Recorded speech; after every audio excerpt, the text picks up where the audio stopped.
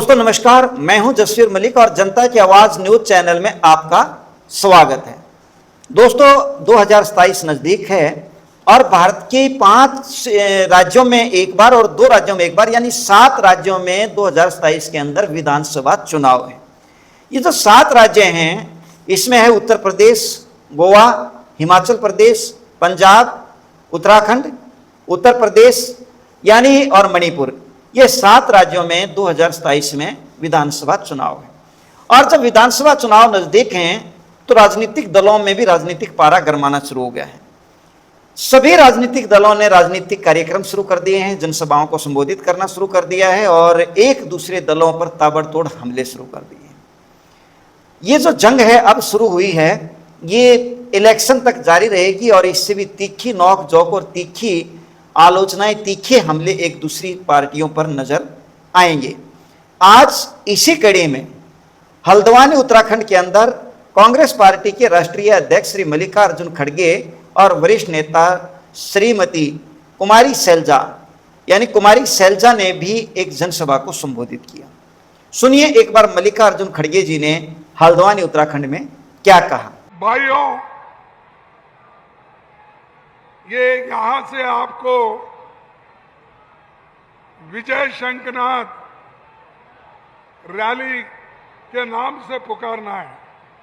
आप तो जानते हैं, मैं तो कर्नाटक से आता हूं, मुझे उतना थोड़ा सा फर्क हो जाता है हिंदी में, लेकिन ये विजय शंखनाद जो यहां से शुरू होगा और आप लोग यहीं से विजय पाएंगे और कांग्रेस की सरकार यहां आएगी।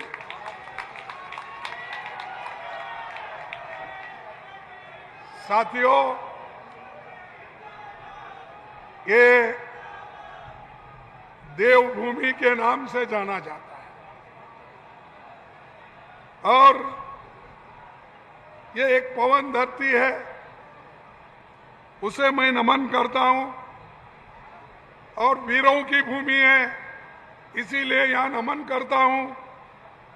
और यहां पर 2 रेजिमेंट है, एक कुमाऊं और गढ़वाल रेजिमेंट, ये बहुत मशहूर है और सारे देश में इसका नाम है।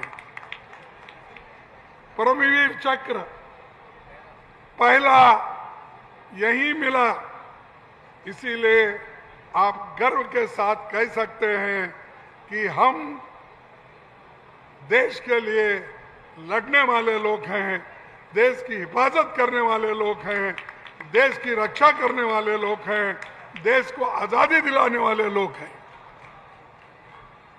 साथियों,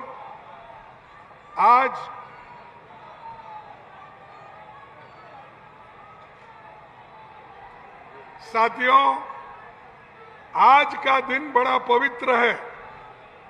क्यों है? अरे जरा चुप बैठो भाई, जरा खामोश। आज का दिन पवित्र है। क्यों पवित्र है? बोलिए। आज महात्मा गांधी जी ने क्विट इंडिया मूवमेंट का आवाज उठाया 1942 में, वो आज ही का दिन है। और आज ही के दिन यहां पर इतनी बड़ी जलसा हो रही है, ये हम लिए बड़ी खुशी की बात है और गर्व की बात है। और क्विट इंडिया मूवमेंट जो कांग्रेस पार्टी ने शुरू की, उसके लिए देश को आजादी मिला। अब इधर ये आरएसएस के लोग, बीजेपी के लोग बहुत बातें करते हैं। एक चुप बैठो, एक खामोश बैठो, सुनो। कौन है ये गांधी जी ने जो आवाज उठाई, डू और डाई, भारत छोड़ो, और इस गांधी जी के आवाज से ब्रिटिश बहुत थरथा रही और गांधी जी ने इस स्लोगन देकर लोगों को यूनाइट किया और लोग एक होकर ब्रिटिश को यहां से सत्ता से भगा दिया। वो कांग्रेस की देन है। ये बीजेपी और आरएसएस देश के लिए कुछ नहीं किया, आजादी के लिए कुछ नहीं किया। मेरे को बताओ कोई आरएसएस का आदमी देश के आजादी के लिए जेल में गया है? आपके पास कोई बीजेपी के चेले गए हैं? अगर गए भी है तो वो लोग ऐसे होंगे जो कांग्रेस में रह के उधर भाग गए होंगे, लेकिन असल बीजेपी का आदमी कोई भी इस मूवमेंट में हिस्सा नहीं लिया। अरे ये इतिहास है तुम्हारा, और हमको हमेशा सिखाते हैं देशभक्ति। अरे देशभक्त तो असल हम हैं, तुम सब भगोड़े हैं।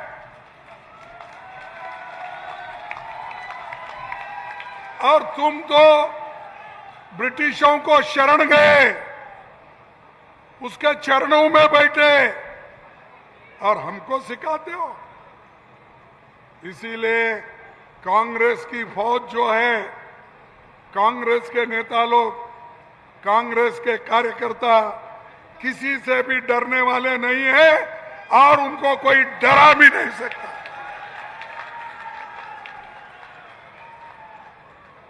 हम हमारे संविधान को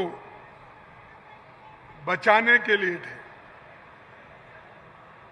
हम जो काम कर रहे देश के हित में कर रहे हैं, लोकतंत्र को बचाने के लिए कर रहे हैं, दलितों की हिफाजत के लिए, महिलाओं की हिफाजत के लिए, विद्यार्थियों की सुरक्षा के लिए हम काम कर रहे हैं। और नौजवान लोग जो आज हमारे साथ जुड़ रहे हैं, वो देश की रक्षा करने के लिए जुड़ रहे हैं, उनका हम स्वागत करते हैं। राहुल गांधी जी कन्याकुमारी से लेकर कश्मीर तक पैदल चले, किनके लिए? इस देश के संविधान को बचाने के लिए। उन्होंने युवाओं के लिए बहुत कुछ काम किया, कर रहे हैं, लेकिन मेरे को ऐसा कोई नेता बताओ बीजेपी में जो नरेंद्र मोदी हो, शाह हो और उनके कोई चेले हो, कोई देश के लिए, गरीबों से मिलने के लिए, किसानों से मिलने के लिए, विद्यार्थियों से मिलने के लिए कहीं गया है? कहीं चला है? अगर चला है तो एक ही व्यक्ति चला है, वो है राहुल गांधी।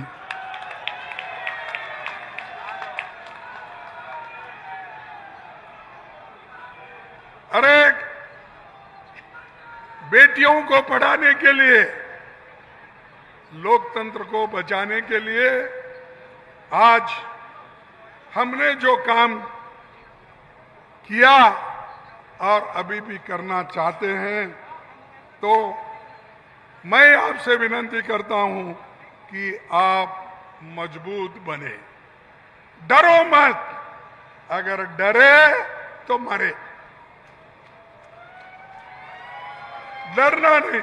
और यहां के लोग तो कोई डरपूक नहीं, देश को बचाने वाला बहादुर सैनिक यहां पर है, मजबूत लोग यहां के लोग हैं, तो डरने का सवाल ही नहीं।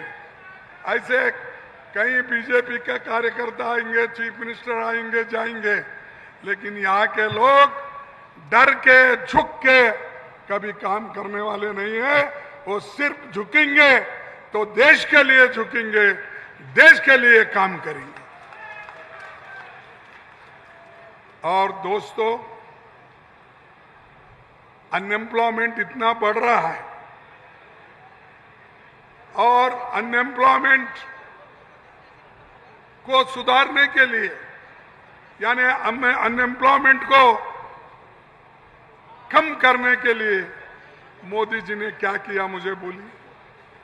उन्होंने तो एक तकरीर बड़ी की 2014 में, जब वो सत्ता में आए थे। उसके बाद भी जो आए, उन्होंने क्या कहा, हर साल मैं हमारे नौजवानों को 2-2 करोड़ नौकरी दूंगा। ये कहा या नहीं कहा? नहीं कहा? कहाँ है 2 करोड़ नौकरियां? बताओ, पूछो यहाँ के चीफ मिनिस्टर को, अरे भाई तुम्हारे प्रधानमंत्री कहाँ है? 15 साल से गद्दी पे बैठे, वो 2 करोड़ नौकरियां सालाना दो। अब तक 25 करोड़ नौकरियां हमको मिलनी थी, मिला? अरे 25 लाख नौकरी दे नहीं सके, 25 करोड़ की बात करके झूठ बोल के चले गए, और अभी भी झूठ बोलते ही रहते हैं। ये है बीजेपी, ये है उनकी हुकूमत। लोगों को ये करना, झूठ बोलना और उनको फंसाना, ये काम बीजेपी करती है। लेकिन हम लोग जो वायदा करते हैं वो निभाते हैं। हमने वायदा किया था किसानों का कर्ज माफ करेंगे, तो मनमोहन सिंह जी और सोनिया गांधी जी ने 72,000 करोड़ रुपए किसानों का कर्ज माफ किया। और आज तुम क्या कर रहे हो? जो भी पैसा दिल्ली से आता है यहां खा के बैठते हैं। इतने गड्ढे गिरे हैं, वो भरने के लिए यहां का चीफ मिनिस्टर तैयार नहीं है, यहां की गवर्नमेंट तैयार नहीं है। तो इसका मतलब यह है कि सब कुछ हमको होना, लेकिन जनता का काम हम नहीं करेंगे। ये उनका वायदा है। भाइयों, मैं और एक बात बताना चाहता हूं। एक तरफ आप नौकरियां नहीं दे रहे, एक तरफ हमारे नौजवानों को कोई भी नौकरी, अच्छी नौकरी नहीं दे, दूसरी तरफ सरकार में 30 लाख वैकेंसीज है।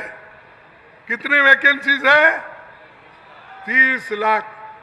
भाई ये क्यों नहीं भर रहे? मैं पूछता हूं, 30 लाख वैकेंसी तुमने यूनिवर्सिटीज में टीचर के सब में खाली रख के, रेलवे में खाली रख के घूमते हो। और भाइयों और बहनों, तुम मुझे साथ दो, मैं विकसित भारत करूंगा। कहां विकसित भारत? तुम्हारे पास ना विकसित भारत का आइडिया है, ना जनता के भलाई की विजन है। अगर कोई किसी के पास विजन है, वो सिर्फ कांग्रेस के पास है। और कांग्रेस सत्ता में आई तो आपकी जो मंशा है वो हम पूरी करेंगे।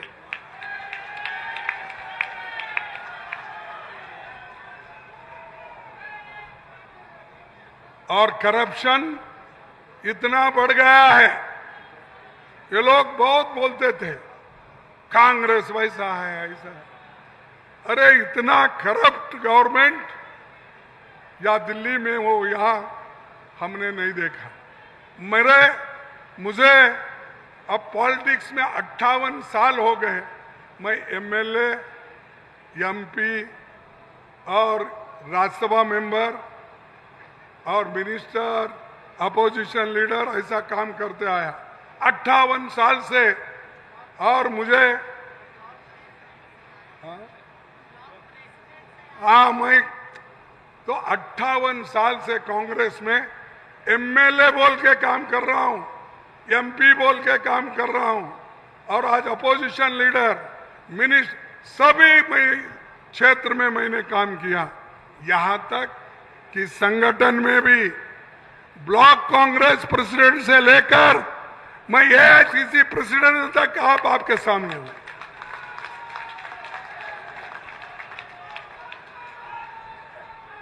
हम यूं ही नहीं आए, हम लड़ते लड़ते आए, एक के ऊपर सीढ़ियां चढ़ते चढ़ते आज ऊपर आए हैं।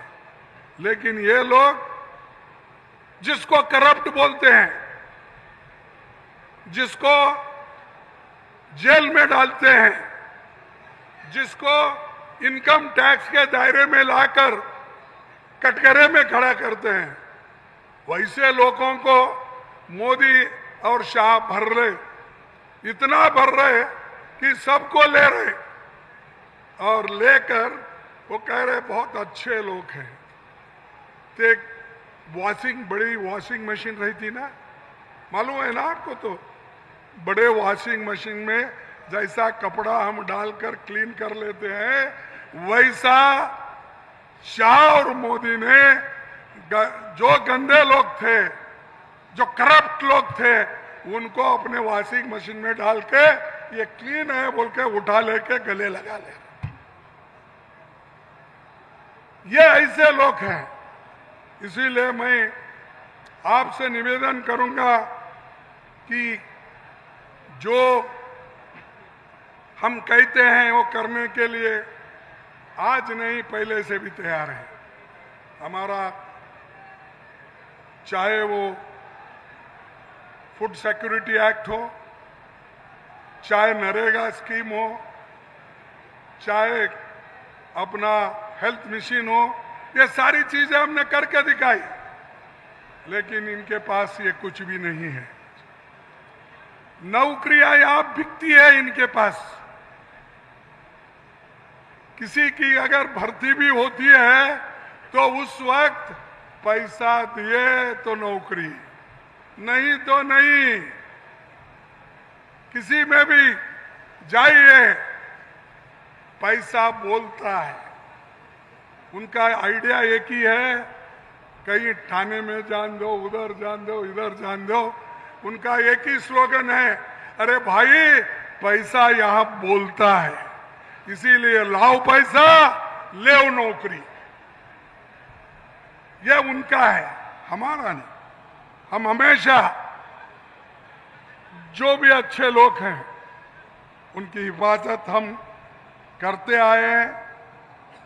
और उत्तराखंड जैसे वीरों की भूमि, जहां पर जो हमेशा शांति के साथ अपना काम करते हुए आए हैं, वो उन लोगों को हम नौकरी में भर्ती आगे के दिनों में जब सत्ता आप लोग हमको सौंपेंगे, उस वक्त हर एक नौकरी बिना पैसे से, बिना रिश्वत से, बिना किसी के सिफारिश से हम मेरिट में आपको नौकरी देंगे।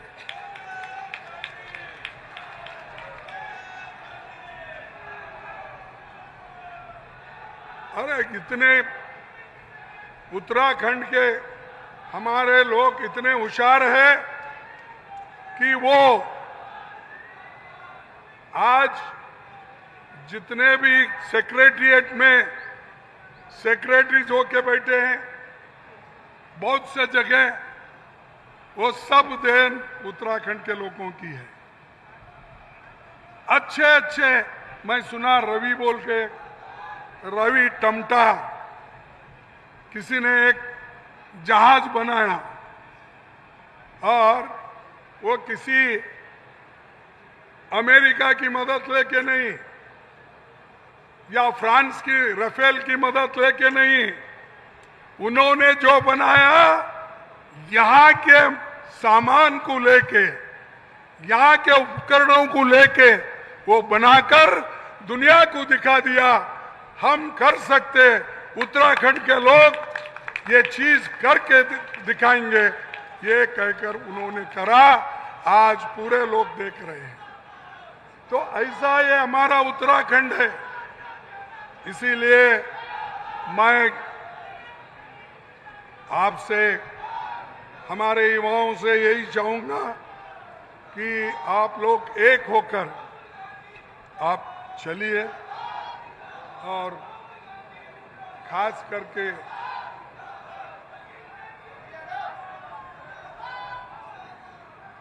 करके जो दिल्ली में जंतर मंतर पे घटना हुई, आप जानते हैं, वहां के विद्यार्थी छात्र क्या चाहते थे? वो यही चाहते थे, भाई पेपर लीक हो रहे बार बार, और बार बार जब पेपर लीक होते हैं हम लोग परेशान होते हैं, इसीलिए आप जो पेपर लीक करते हैं उन पर एक्शन लो, यह उनका कहना था। लेकिन शाहद और मोदी जी ने क्या करा? उनके ऊपर पैलेट गन चलाया, उनके ऊपर गैस छोड़ दिया, उनको लाठी चार्ज किया, लाठी में करंट लगाकर विद्यार्थियों को मारने की कोशिश की, लाठी में कीले लगाकर वो मारे।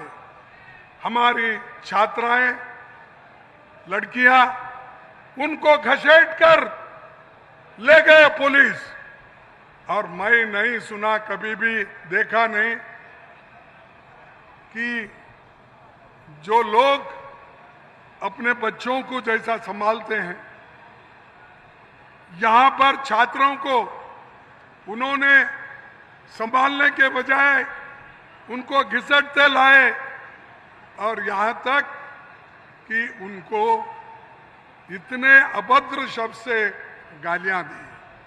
लेकिन मोदी जी ने क्या किया? मोदी जी ने बोला कि जो भी गड़बड़ हो रहा है, शाह आप इसको कंट्रोल करो, नहीं तो हमारी कुर्सी चले जाएंगी, हम दोनों बेकार हो जाएंगे, हमको लोग जेल में डालेंगे। इसीलिए हमारे शाह साहब क्या किए? उन्होंने लाठी चार्ज करने लगाए, पैलेट गन चलाने लगे, गैस छोड़ने लगाए, पानी छोड़ने लगाए, और इतना ही नहीं, उन्होंने हमारे बच्चों को रात के 10-20 बजे तक अपने पुलिस स्टेशन में बिठाया। यह है छात्रों के प्रति उनका।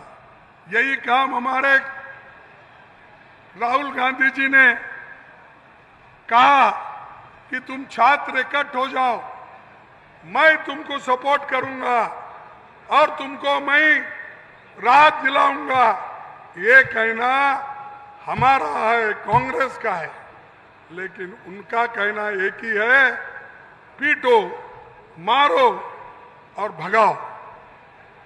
तो मैं ये कहूंगा, देखो कोई यहां डरने वाला नहीं है। मोदी जी आपको भी नहीं डरेंगे, तुम्हारे लाठी चलाने वाले शाह को भी नहीं डरेंगे। मैं ये पूछता हूं, अगर तुम सच हो तो पार्लियामेंट में आकर आप क्यों बहस नहीं करना चाहते? हम आपको डिबेट मांग रहे हैं, हम आप दूसरा कुछ नहीं पूछ रहे।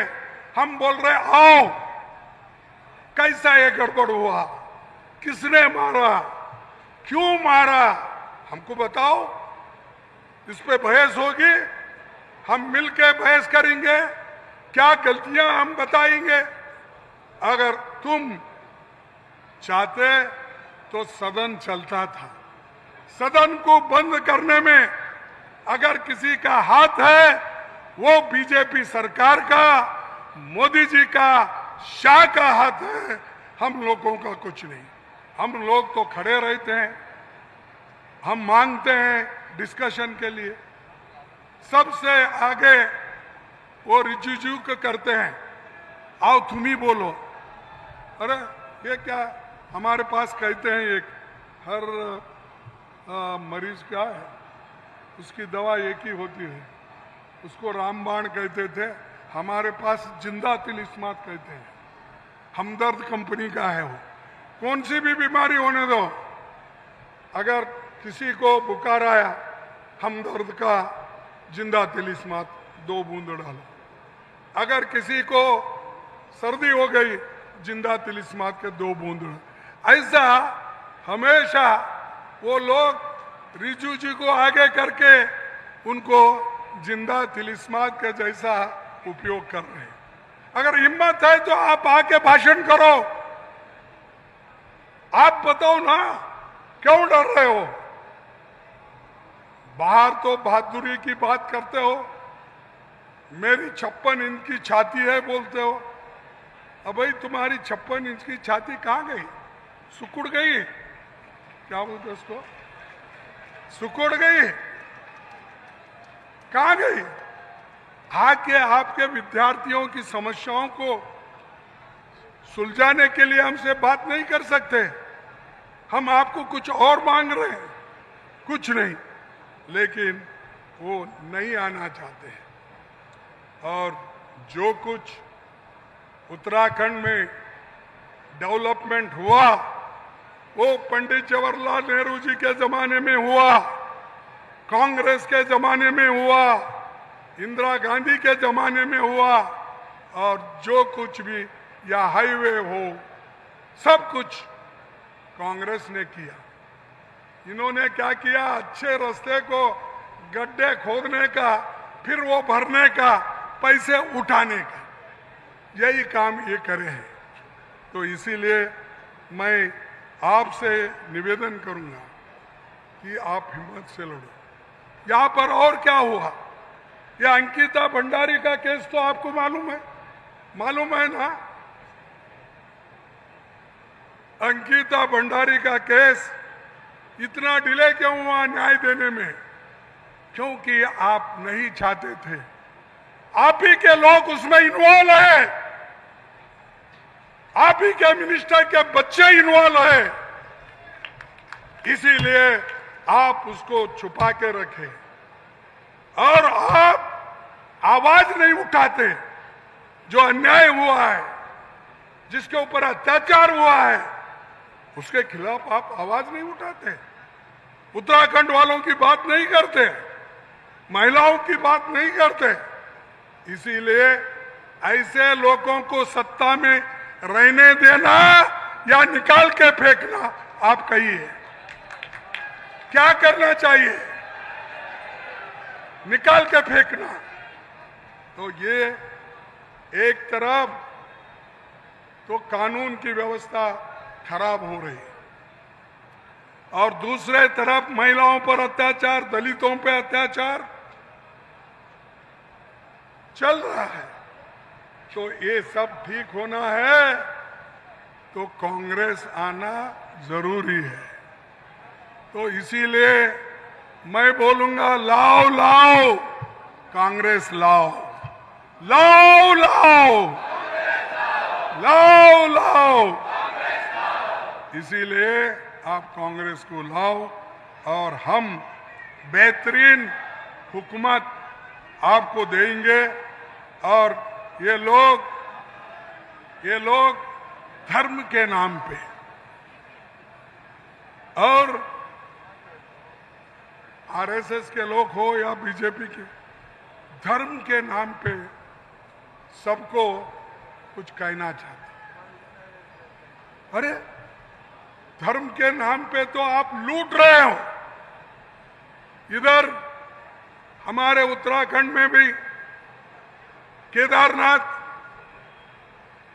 और बद्रीनाथ, उधर नीचे अगर जाते हैं तो राम मंदिर, लूटो बांटो, लूट रहे, कोई पकड़ रहा नहीं उनको। हम क्या भगवान के खिलाफ है? हमारे लोग कोई भगवान के खिलाफ है? किसी का नाम इसमें भगवान के नाम के विरोध में कोई कुछ करता है? अरे भगवान उनकी आस्था है, हर आदमी अपने आस्था पे चलता है। लेकिन तुम तो आस्था के नाम से, भगवान के नाम से सोना चोरी किए, चांदी चोरी किए, चांदी के ईंट चोरी किए, और रामचरितमानस का, सोने का, वो क्या कहते हैं, सोने का वो, ये भी रामचरितमानस का वो किताब भी लेके गए। ऐसे लोग हमको सिखाते हैं कि देखो देखो ये राम के खिलाफ है। राम के खिलाफ हम हैं, आप हैं। चोरी करने वाला राम के खिलाफ है, चोरी किए हैं ये सवाल उठाने वाला खिलाफ है। आप ही बताइए। हम तो तुम्हारे गलतियां बता रहे, तुम जो खा रहे हैं, चोरी कर रहे हैं, वो चोरी को उठा रहे हैं हम, लेकिन आप मान रहे हैं। मैं पार्लियामेंट में जब कभी उठता हूं या ऐसे सवाल पूछता हूं तो एकदम 60-70 लोग उठते हैं, 60-70 लोग उठकर गड़बड़ करते हैं। मुझे अपनी बात रखने के लिए भी समय नहीं देते। मैं कहा पहले सुनो भाई, उसके बाद तुम रिप्लाई करो, हम भी रिप्लाई करेंगे। नहीं सुनते। क्यों नहीं सुनते? उनकी चोरी बाहर आएगी, उनका चांदी का ईंट बाहर आएगा, सोने का ईंट बाहर आएगा, जितने भी लोग गहने दिए वो गहने बाहर आ जाएंगे। इसीलिए ये चोर लोग हमेशा वहां पर हमारे को तंग करते हैं। इसीलिए मैं कहना चाहता हूं, वहां जो एसआईटी कुछ बना के रखे हैं वो मैं समझता हूं उससे ज़्यादा कोई प्रयोजन नहीं होगा, क्योंकि उसको छिपाने वाले लोग सरकार में हैं और हमेशा इनकी आदत है। हमारी सरकार डबल इंजन सरकार है। वो यूपी में भी, वो क्या नाम उनका, त्यागी क्या है, योगी भी वही कहते हैं मेरा डबल इंजन की सरकार है। रोज दोनों की फोटो आती है और यहाँ पर उत्तराखंड में भी बोलते हैं ये डबल इंजन की सरकार है। अरे मैं रोज फोटो देखता हूं। सालाना एडवर्टाइजमेंट के लिए 1000 करोड़ रुपए खर्च करते हैं। किसका पैसा भाई? कौन दिया है?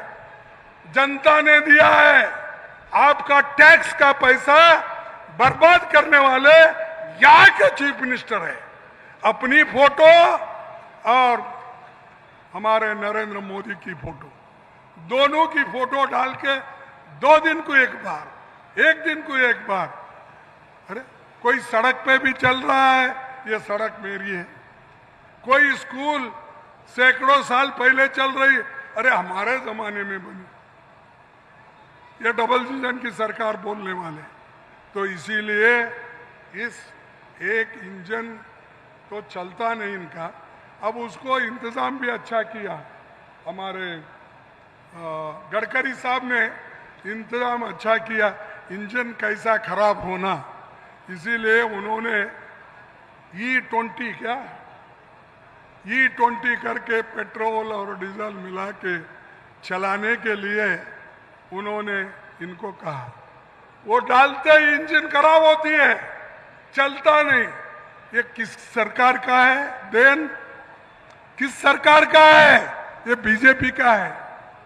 अरे अपने इंजन को भी खराब करने वाले आप लोग हो।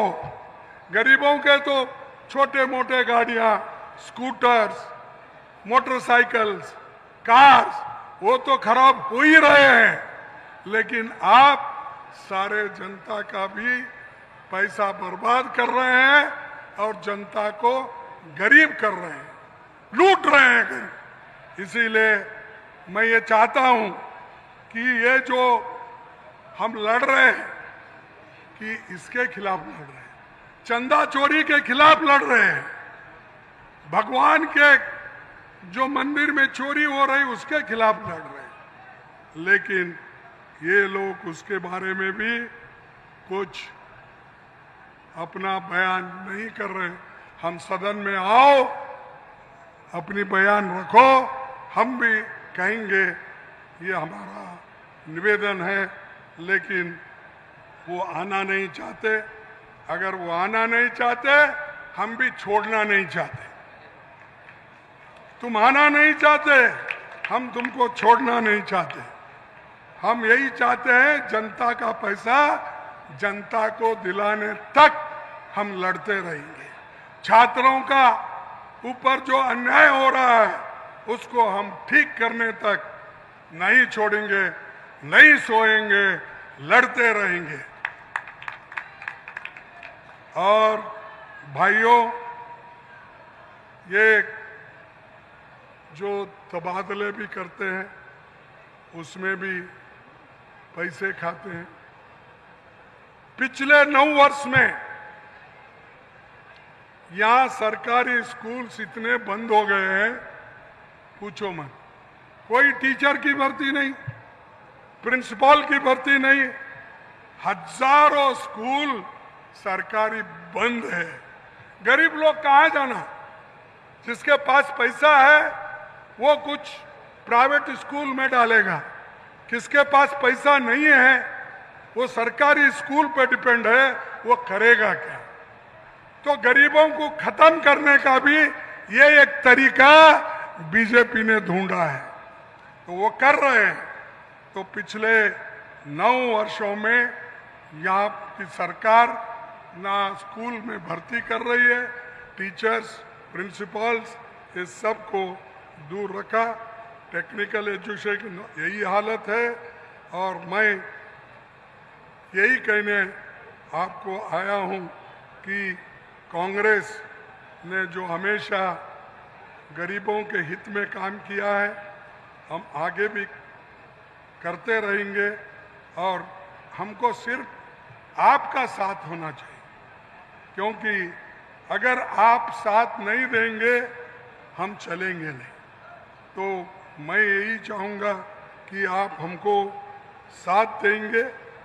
और एक बात मैं बताना भूल गया, अग्निवीर, अरे 4 साल काम करो, घर को जाओ। अब पहला बटालियन वापिस आ रहा है ट्रेनिंग लेके। इसमें कौन भाई? पहले तो जितने आर्मी में वैकेंसी होते थे उस वैकेंसी को भर्ती करते थे। तुम क्यों कर रहे? क्यों नहीं कर रहे? क्योंकि उनके लोग तो आर्मी में जाते नहीं, जान देते नहीं। ये तो जान लेने वाले लोग हैं, जान देने वाले नहीं है। या आजादी के लिए हो, देश के लिए हो, ये लड़ने वाले लोग नहीं। ये अग्निवीर करके लगाकर हमारे बच्चों का जीवन बर्बाद किए। तो हम चाहते हैं कि जहां भी वैकेंसी हो हम भर्ती करेंगे, अग्निवीरों को रिस्पेक्ट देंगे। उतना ही नहीं, ओल्ड एज पेंशन जो पिछले का है, जैसा हम हिमाचल में लागू किया, यहां भी लागू करेंगे। और इस सारी चीजों को हम अपने लक्ष्य में रखकर आगे बढ़ेंगे। मैं आखिरी में यही करूंगा कि हमारा लक्ष्य ऐसा उत्तराखंड बनाना है जो देवभूमि और वीर भूमि और अपने गौरव के साथ युवाओं को रोजगार दे, किसानों और मजदूरों का सम्मान मिले, महिला और कमजोर तबकों को सुरक्षा मिले, सैनिकों का गौरव बना रहे, हर परिवार को बेहतर शिक्षा, स्वास्थ्य अवसर मिले। यही कांग्रेस का उत्तराखंड का विजन है, यही उत्तराखंड के लोगों को हम देने वाले हैं।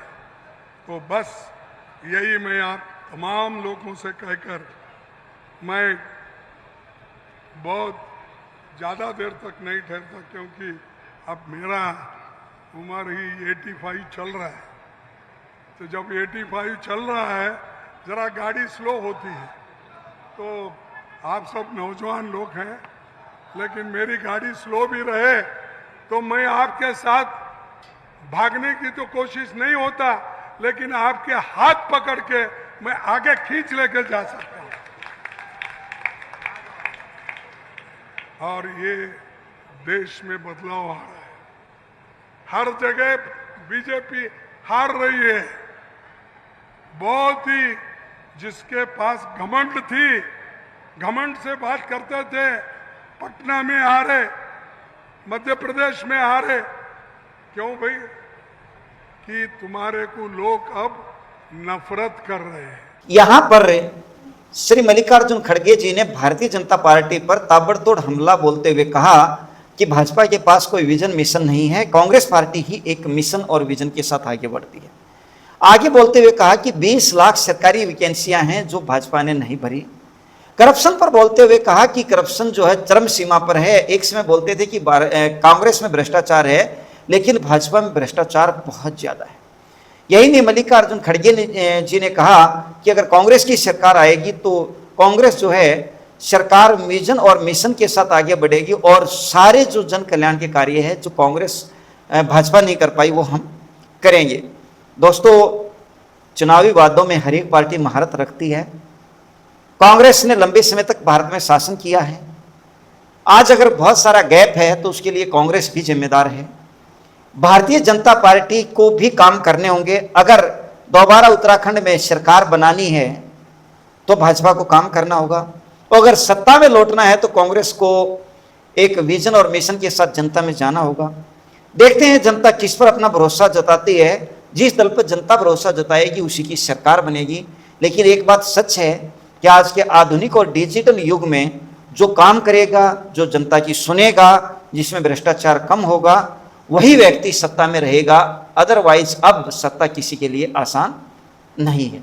दोस्तों, मिलते हैं एक नए विषय पे, एक नई चर्चा में। जय हिंद, जय भारत।